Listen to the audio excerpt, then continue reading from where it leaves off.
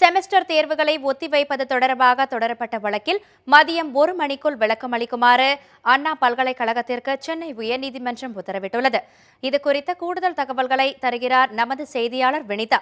வணக்கம் வினிதா, சொல்லுங்க. வழக்கின் இன்றைய விசாரணை மற்றும் வழக்கின் பின்னணி குறித்து சொல்லுங்க. அண்ணா பல்கலைக்கழக சார்பு கல்லூரிகளுக்கு பயின்று வரும் பிடெக் பிஇ பொறியியல் மாணவர்களுக்கு நாளை தேர்வு தொடங்கும் என அறிவிக்கப்பட்டிருந்தது.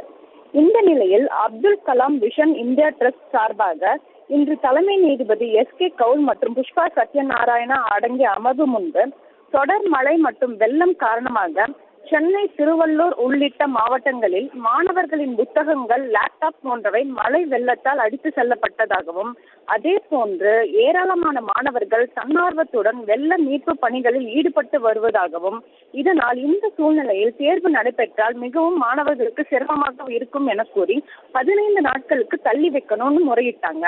இந்த விசாரணைக்கு எடுத்துக்கொண்ட நீதிபதிகள் பிற்பகல் 1 மணிக்கு இந்த வழக்கின் மீதான விசாரணை எடுத்துக்கொள்ளப்படுவதாகவும், இது குறித்து அண்ணா பல்கலைக்கழகம் மட்டுமின்றி சென்னை பல்கலைக்கழகமும் சார்ந்த வழக்கறிஞர்கள் இது குறித்து பதிலளிக்க வேண்டும் என உத்தரவிட்டிருக்கிறார்கள்.